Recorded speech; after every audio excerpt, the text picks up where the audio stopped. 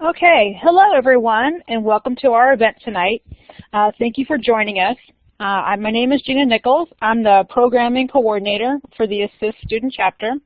I'm excited about tonight's event on strategic search to Google and beyond, which is designed to advance your search skills both on Google and on scholarly databases such as Web of Science and ProQuest. The session will feature search tips when using Google for academic research and strategic methods to get the most out of resources available through most university library subscription databases. Okay, but before I introduce our guests, I wanted to say a few words about San Jose State's ASIS Student Chapter. If you're not currently a member, please check out the URL that's listed below. There you're going to find a great Prezi that we put together last year that explains some of the benefits some of the people have gained from being associated with the student chapter. It is especially important, for us as virtual students, to feel a sort of a sense of community and engagement and involvement, which are all benefits of being a member of our chapter.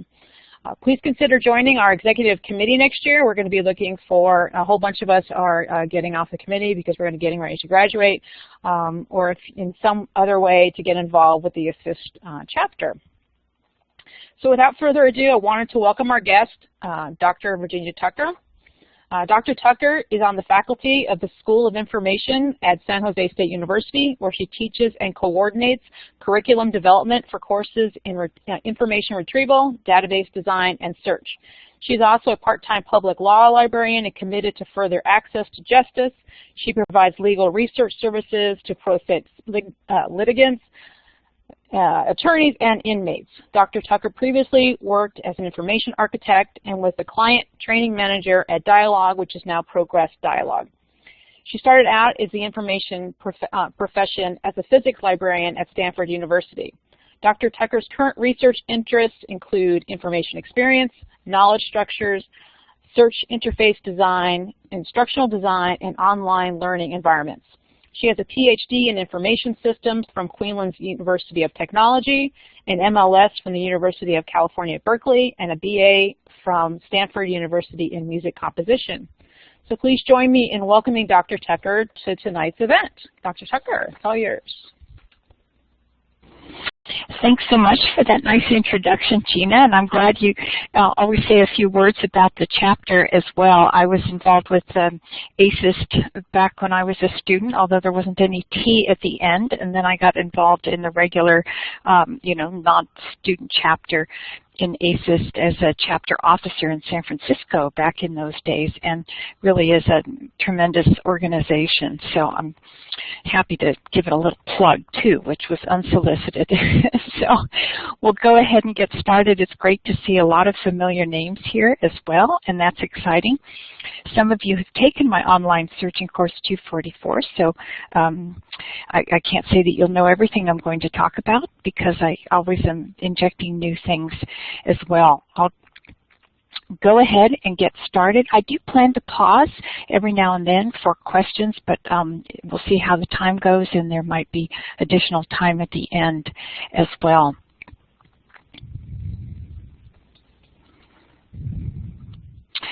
So here's my plan this evening in terms of what we're going to cover.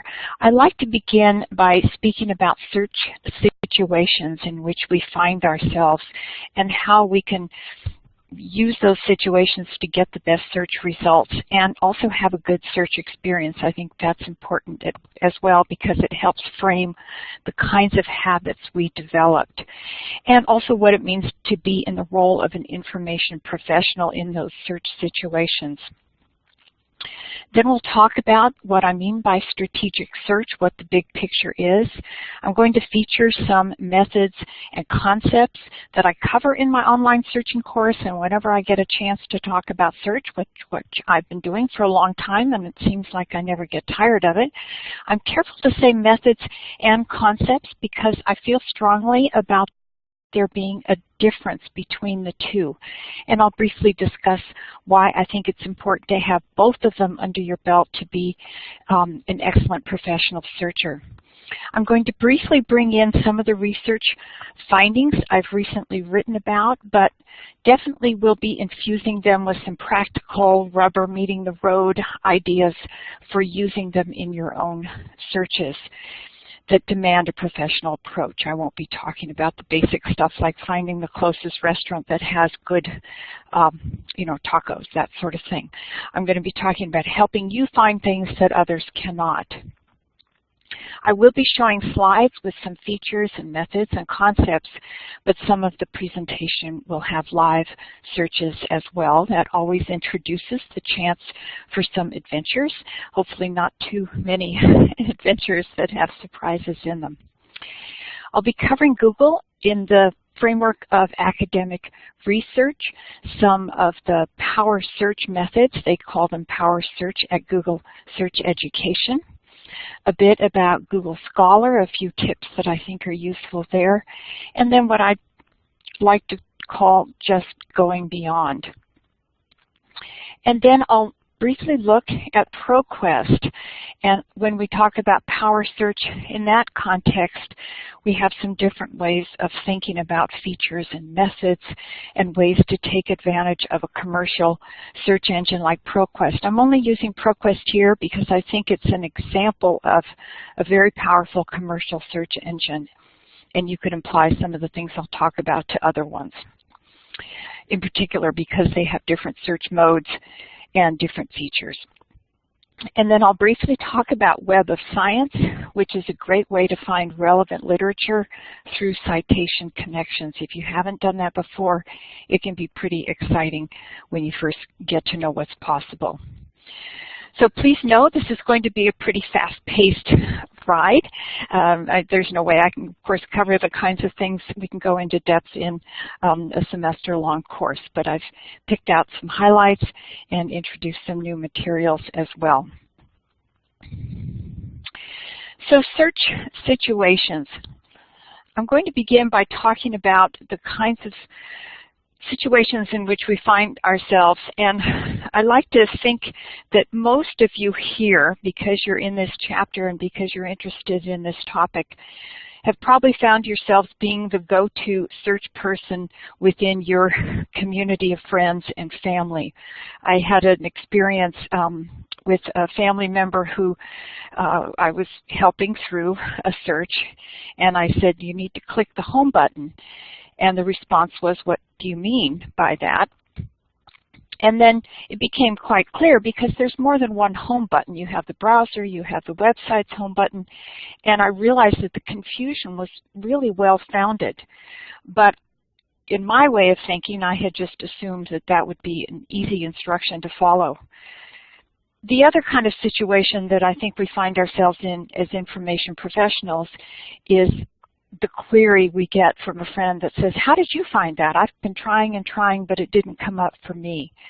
So I'm just curious if you've had a situation like that where you're the go-to person for your friends, for your family, you hear from friends, how did you find that? I've been trying, and or you just can simply find things that others cannot, but you also want to keep getting better at this thing called search.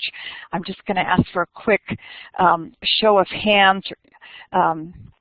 Alice, yes. I'm not surprised I'm seeing a lot of yeses. So I see this a lot in classes.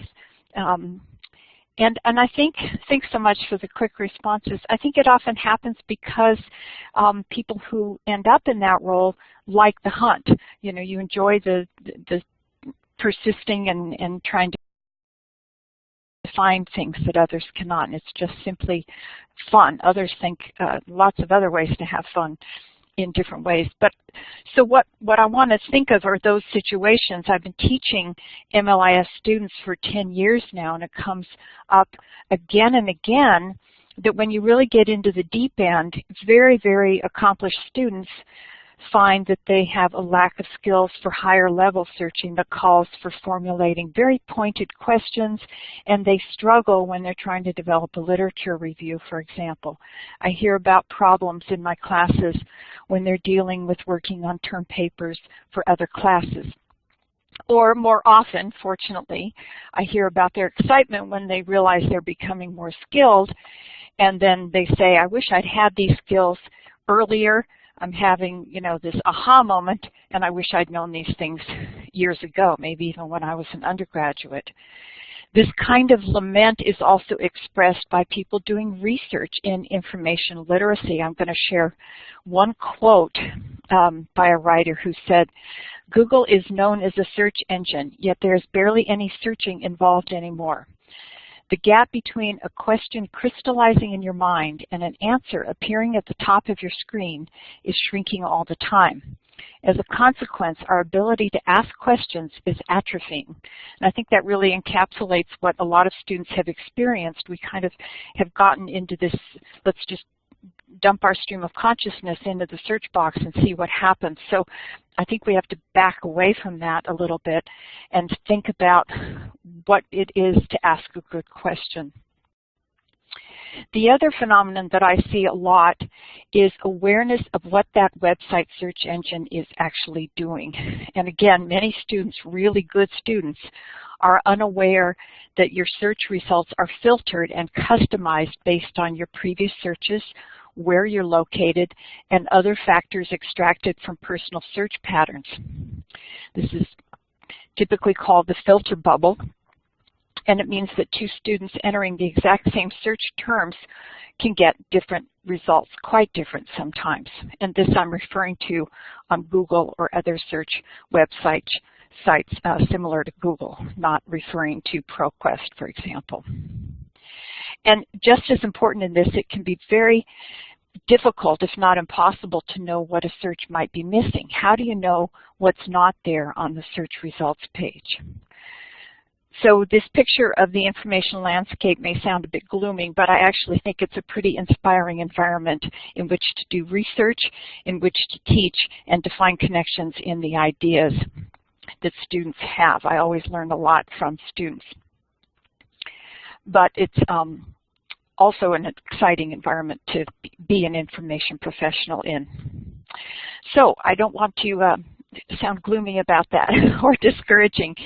But I think the solutions to all of this are, in general, three-part. And when we look at the big picture, I think the main solutions to being strategic about search are to understand critical concepts. And the research I've done into what makes a person a search expert has shown that transformational learning involves some major concepts when it comes to search. This is really outside the scope of tonight's talk, but I'm always happy to recommend reading in this area of research if you want to contact me about it. If you're already in one of my classes, you've probably already done some of the readings in this area. Next up are strategies, and I'm going to be looking at 4 key strategies this evening, so we'll come right back to that. The other component is domain knowledge, and this is especially true in domains like legal research and medicine. And here's where the terminology needs to be understood in order to strategize and access database content fully. This is where your subject matter experts come in. I'm going to pause just a minute for some water.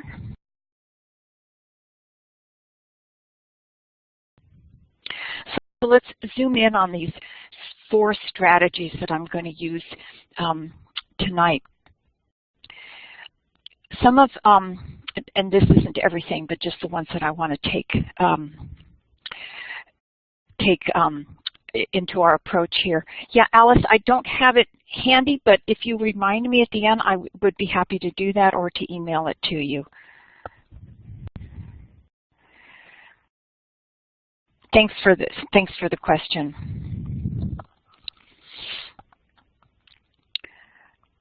Although, yeah, then you could copy and paste it in and find out the reference for it. So what I'm going to cover is talking about using operators and limiters and how this is different on Google, and then in the beyond in other search engines like ProQuest. Talking about growing the pearl, we have strategies that are very familiar to us, and growing the pearl is usually somewhat counterintuitive, but it's very powerful. And going beyond keywords. Talk about different ways to use that. Lisa, I think you're exactly right. Thanks. And then tracing citations, going forward and backward, using authors' own connections in who they cite and who is citing them. So let's look at operators and limiters. I'll go through each of these briefly. Most students know about Boolean operators and or not, but and is just the first step toward mastering the art of word proximity operators. So and is just saying they're in the same record, they're in the same document, and commercial search engines provide operators to specify that words be in the same paragraph, in the same sentence, in the same first paragraph, or in the same field, or within a certain number of words from each other. And this gives you incredible power over what your results ultimately end up being.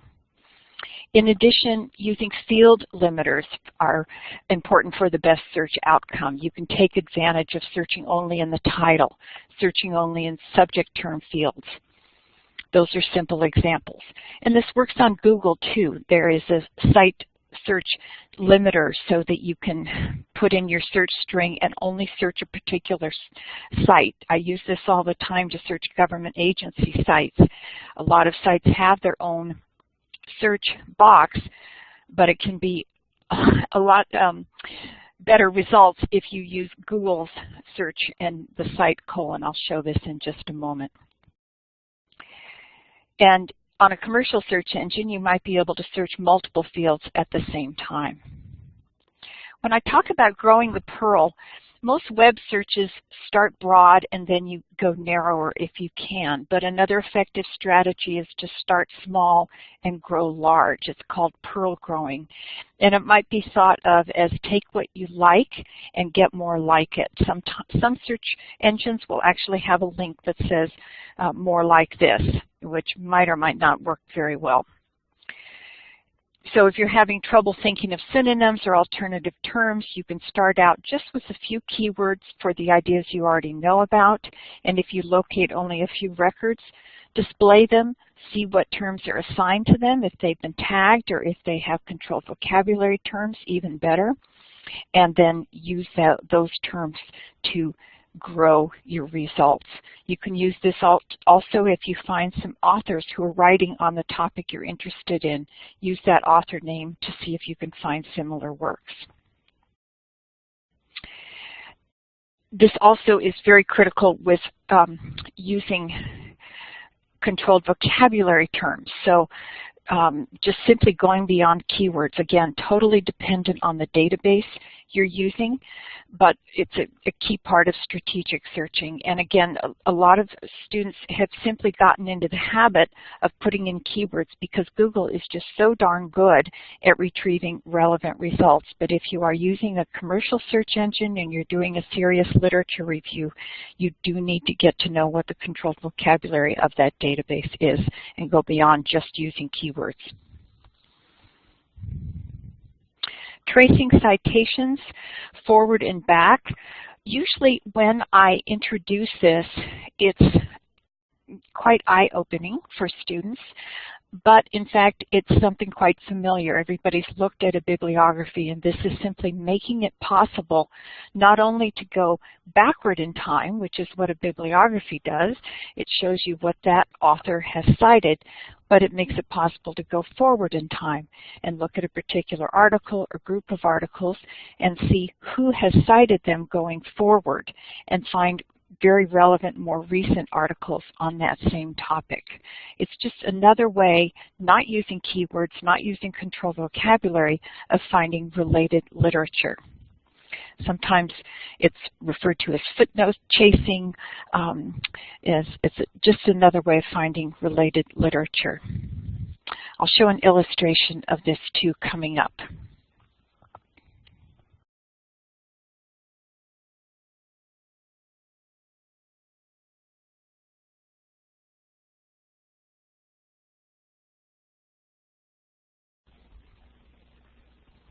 Oh, sorry, that must have been why it wasn't advancing either. Are you hearing me now?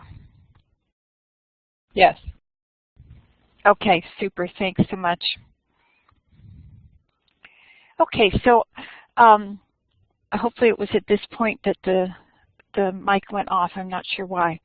But for academic research, the Power Search training offered by Google Search Education I think is very, very good.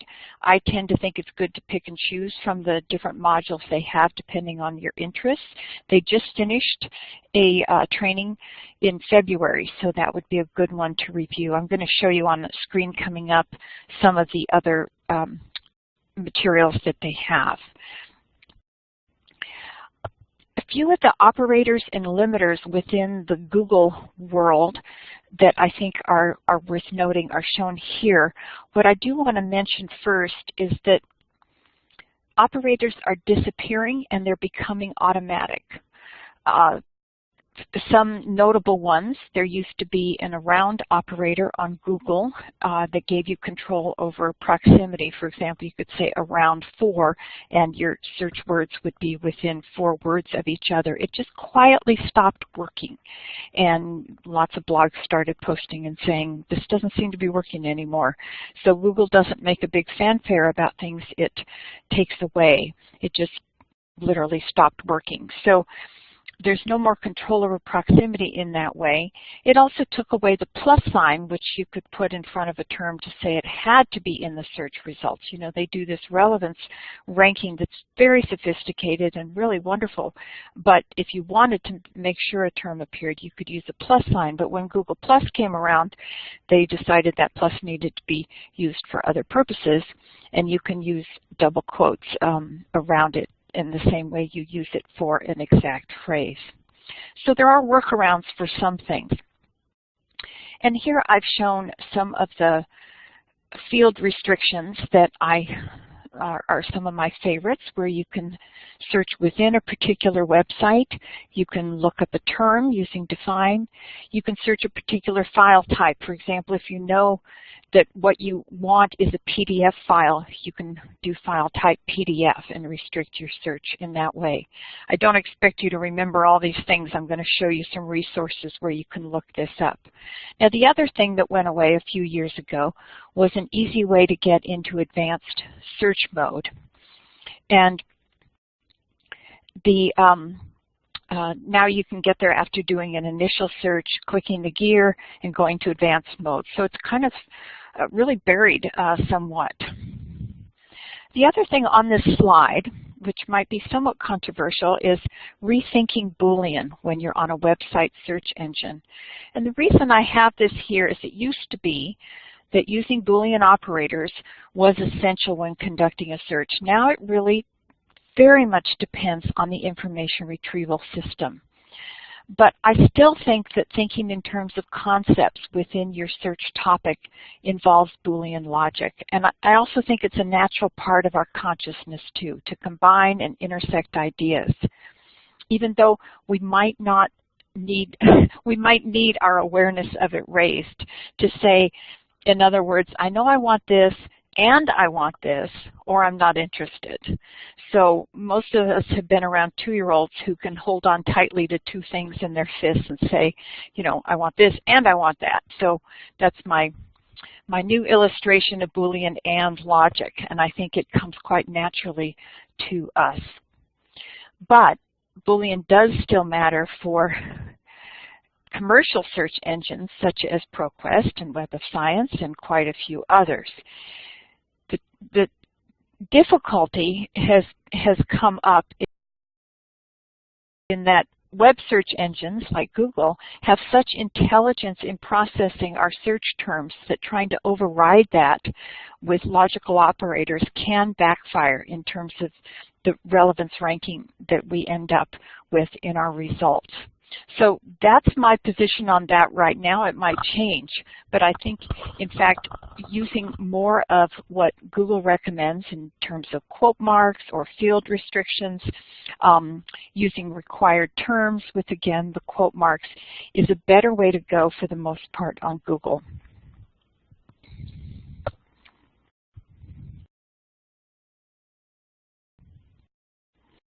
Okay, so here's what happens when you do get into advanced search, and I just like to show this. I will ask again for a show of hands of who on a regular basis uses Google Advanced Search.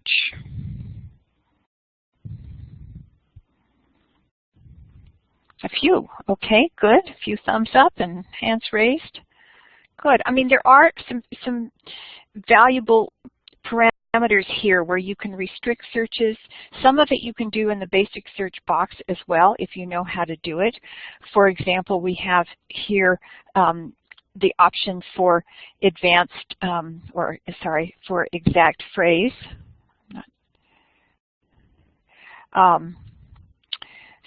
And it shows you how to do it in the search box over here. So that's a nice option. It has some language restrictions. These are a little more difficult to do it. Here's the site or domain restriction. So for example, you can do the site restriction, or you can even just restrict by domain. If you know you need a government website, you can restrict by .gov. So I said I was going to share a few resources that I think are noteworthy. This is one from the Power Searching on Google, and they have both some search strategy tactics, and that's kind of application specific, and then they have some they call research or refining searches and some exact examples. So I invite you to take a look at those if you want. I will plug some of these links in at the end so they'll be easier to get to. Another resource I like is this one. This is not affiliated with Google, and I think it's a handy one. It goes on and on and on. So that's another one I like. And I'm going to go ahead and send a file out to you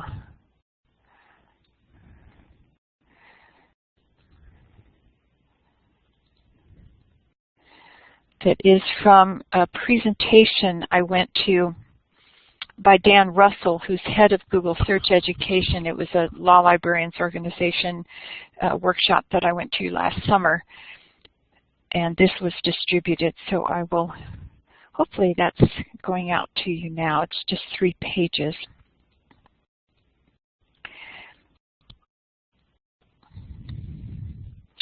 So the next thing I wanted to show you is a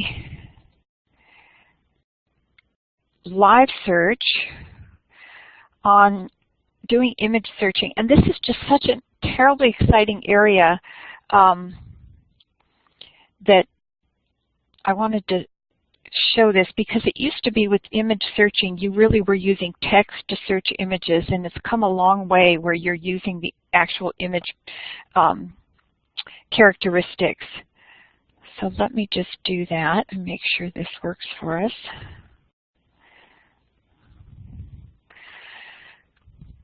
Okay, so hopefully now you're seeing a Google window. And I'm going to go straight to image searching. And here's what I like, and this is a real example because I was fortunate enough to go to Maui recently and took a photo of these flowers that we could not identify. So they have this feature now where you can simply take a photo. I hope you're seeing this in the window here. This photo I took on my phone, like we all do, and you can drag it in to the search box, and it'll show you visually similar images. This is where you get into trouble doing live searches.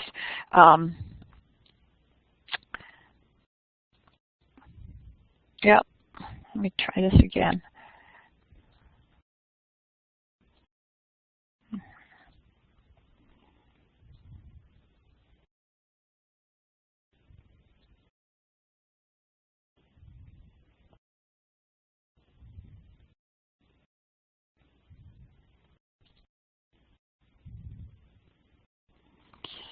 Well, wouldn't you know, it's not behaving as it did before.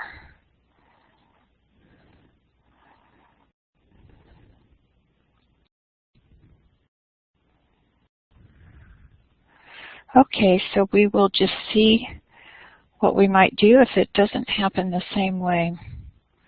So some of these images are looking very similar.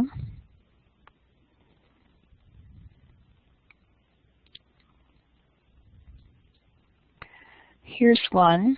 Looks almost identical. I'm going to go ahead and visit that page. So this tells me its common name and its Latin name.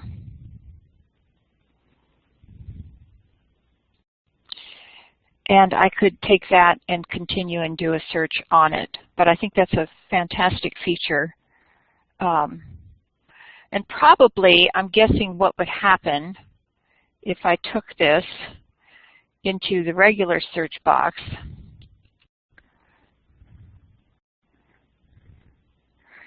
Yeah, it'll probably give me the Wikipedia. There it is.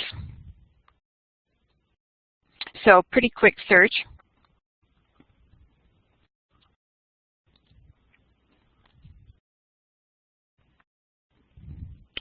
And the other one I wanted to show you for image searching is on Bing, so that we don't totally slight Bing here. Something that I think is very smart processing that they do. I'm going to search for bagpipes. I don't know if you saw, I did click images here, so I'm going to be doing just an image search. A lot of people really like Bing for this. And what I wanted to point out here is it automatically does some faceted categories that it creates: Scottish bagpipes, Irish, clip art, flute, Uilleann pipes, bassoon, and I have no idea what the banjo is doing here. That's interesting.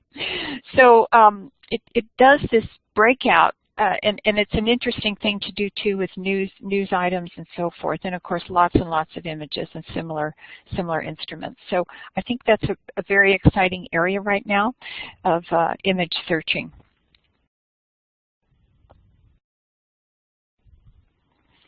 Okay, so I'm going to go back to our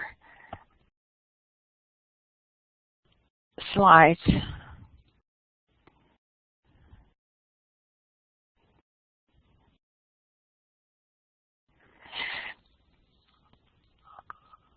Now, one of the major challenges when you're looking at going beyond the regular kinds of searches you can do on Google is keeping up with the changes. One site I recommend is Search Engine Land, and here's some of the sections that it has. There are quite a few. I generally follow Google just to keep up with some of the changes that are going on. And Search Research is the name of the blog that Dan Russell has. He's the head of that Google Search Education that I mentioned. And TechCrunch, which covers all kinds of areas within technology, but it has channels and you can follow specific company news. I think it does a really fine job with that as well. So again, paying attention to the search interface and how results are displaying, I think is really important. Notice if it's saying, did you mean? Notice if it's saying that it didn't search on what you asked for and it's searching instead and has an indicator including results for. I think it's really important because Google is changing things all the time. And again, maybe you don't use Google, but I bet you do, even if you also use DuckDuckGo or you use StartPage or some of the other ones that people are using more and more due to privacy concerns or other concerns.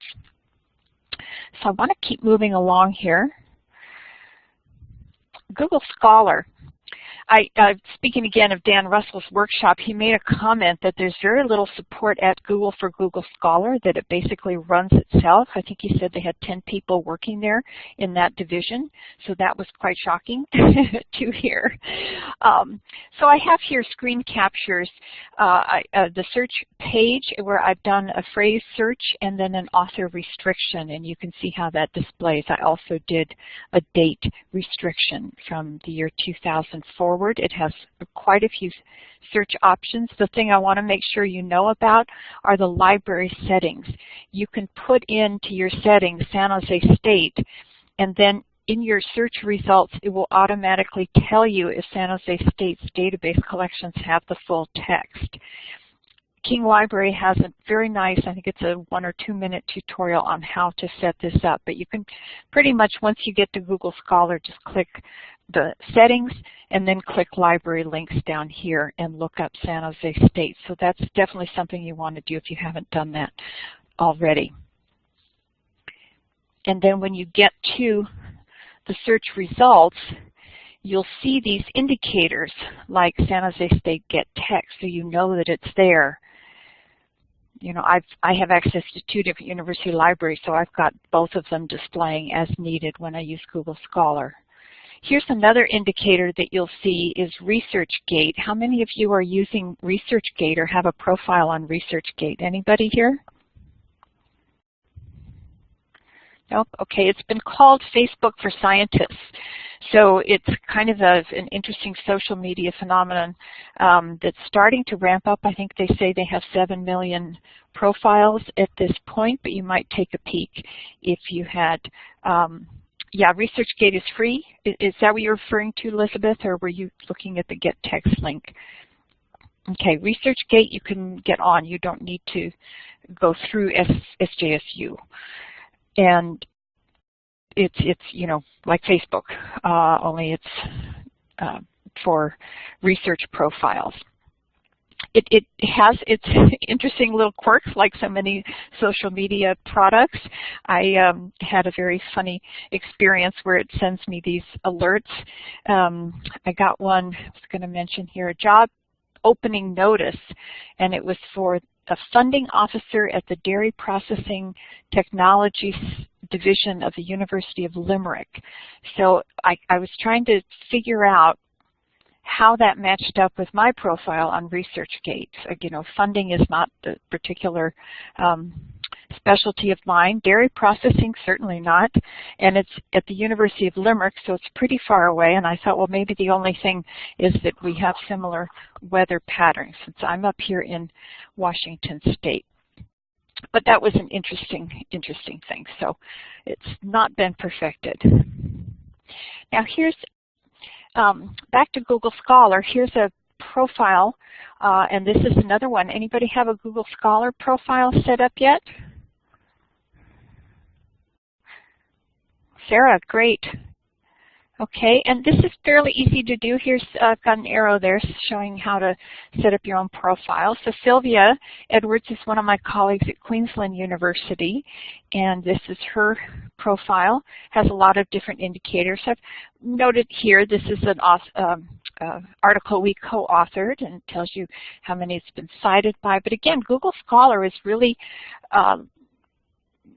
you know, running on its own. It's a powerful thing, but do know that there isn't anybody kind of behind the scenes indexing it or organizing it.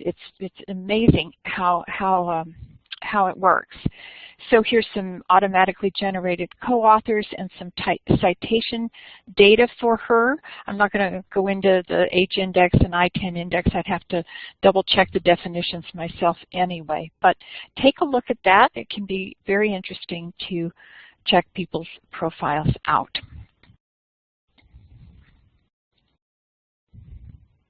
Now I do want to talk about ProQuest next, and you know, revisit the idea of power search and what it means when you're on a commercial search engine like ProQuest.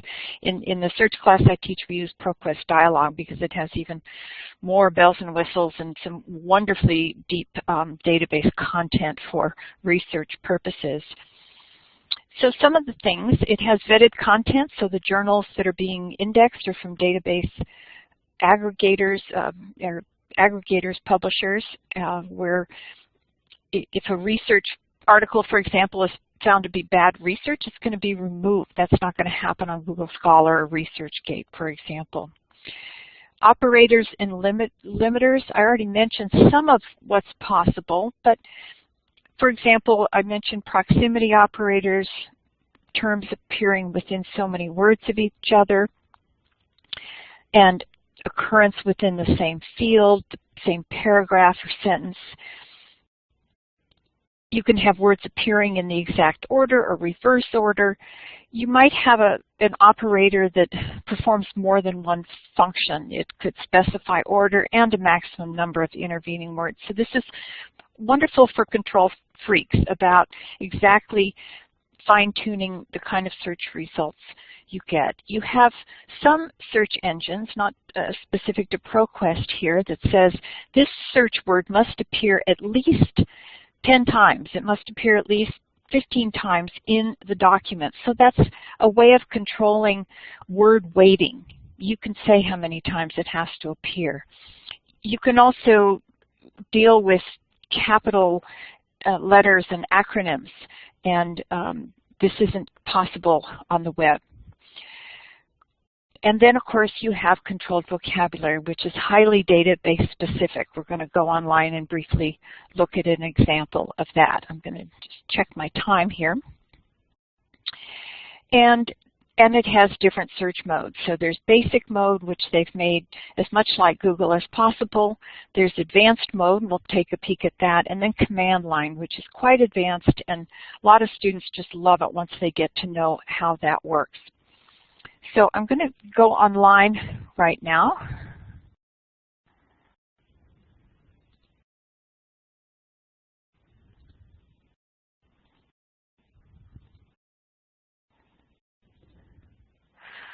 So I'm on ProQuest here, and I've just gone into one database, and I'm not going to do much searching. I'm looking at our time. I just want to show you a few things if you haven't used it, and I know some of you have.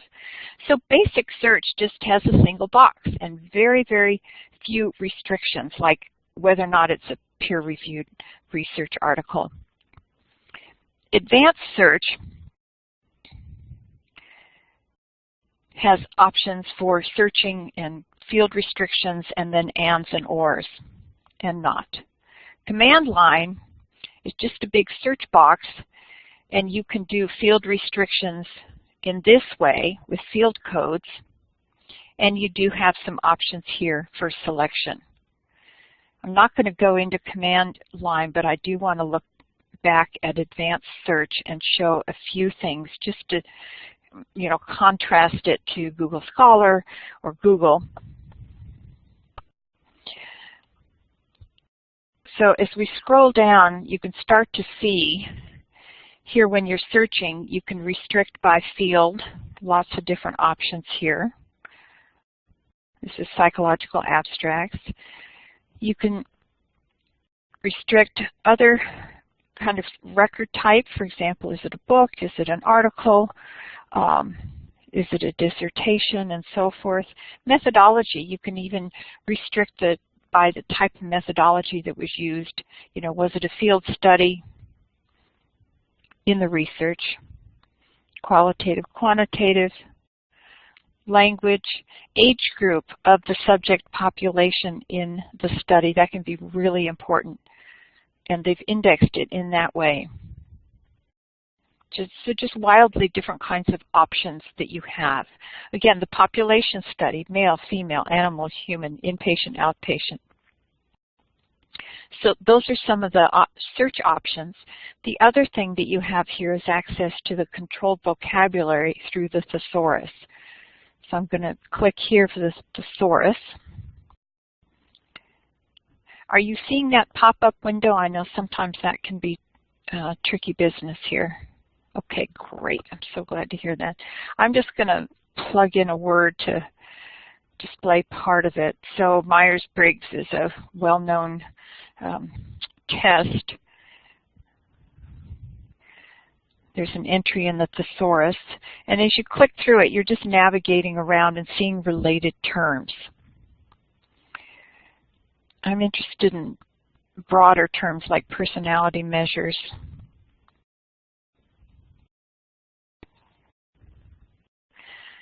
So here's personality measures and some related terms for that. If I went up a level to measurement, we would expect even more. Actually, let's not do that. Well, it's done that. So you can see lots and lots of terms. And these little yellow notes here are called scope notes. So it gives us the history of that term, when it was created, what you should use it for, and what their related terms are. Used in assessment of human subjects, so you know that it's not used for other kinds of subjects.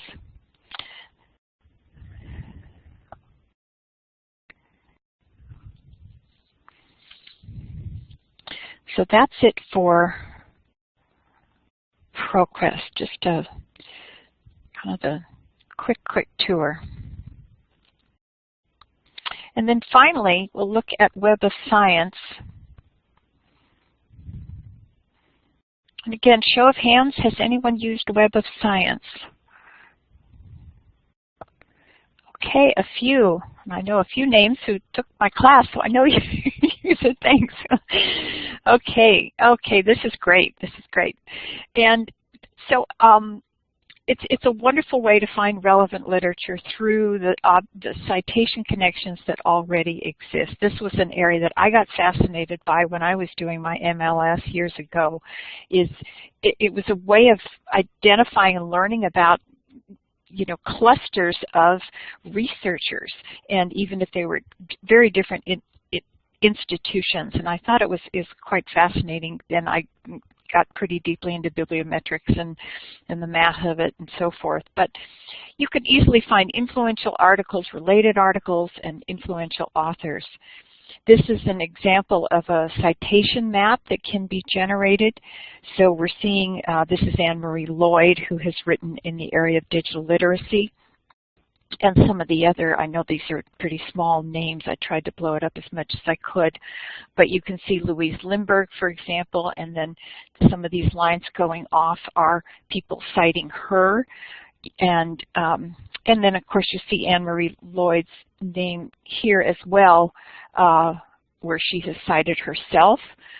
There are other people, and it's an interesting, this is a very international group. There are even ways you can do a citation map and do it regionally and see in what countries work is being done on a particular topic. So there are lots of analytics you can generate. So that ends my talk. I'm not going to go online to Web of Science. It can be a very tricky business to have it display in the browser. But I appreciate your attention to all of this, and I know I did race through a lot of it. And I welcome any additional questions. I did promise to put some links into the chat box as well. So I'll do that.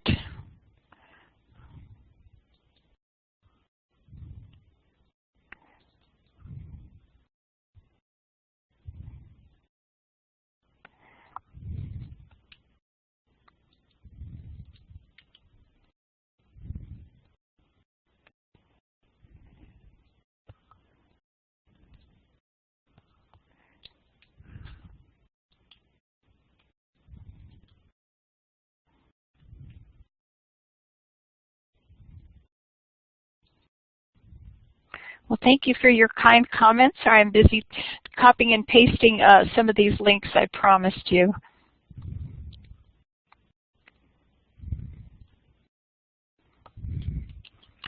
Annotated bibliography and clergy burnout. I mean, is social science citation index an option for you? That might be one to take a look at. I don't know something specific to clergy as a topic, but the social sciences study area might be worth looking at, Alice. Let's see, did I get all three in there? And this bit.ly link is one that I just created so that you can get what that is a very recent post by Dan Russell, his blog on compound term search, and it really goes into great depth on some of the other operators, and he always gives some fun examples, so you might take a look at that if you really want to be a search nerd. It's great fun. Kristen had asked a question of, is there a difference between quotes and double quotes in Google? I do not believe there is. That's a very good question, Kristen. At least as of now, I don't think there's a difference. I always use double quotes, and I mean, I think you can end up in trouble if you don't close things properly, of course. And there's a mismatch of opening and closing. But I would love to take a look and see if there's anything that they've done differently that might cause the single quote to create problems. I'm going to make a note of that and see, since I can follow up with you easily enough.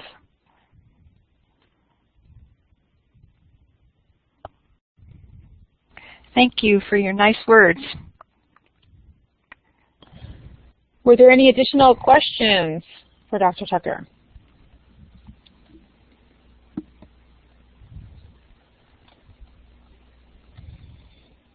Okay. Well, thank you all for coming. We really appreciate you coming to our event. One last plug for SJSU Assist. Definitely, please join the student council or the student committee and the student chapter. We are always, next year we're going to be looking for several members on our executive committee, or just, participate and help in any way you can. Being on the executive committee, it's a great way to expand your leadership skills, and it's always a great thing to add to your CV.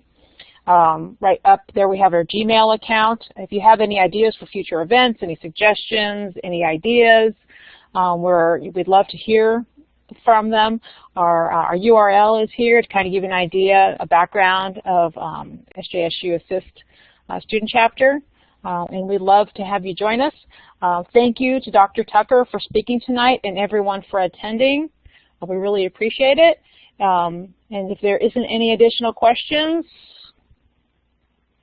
we'll just say thank you. Again, Dr. Tucker, we really appreciate it. And thank you everybody for being here. And we'll call it a night. I'm going to turn off the recording.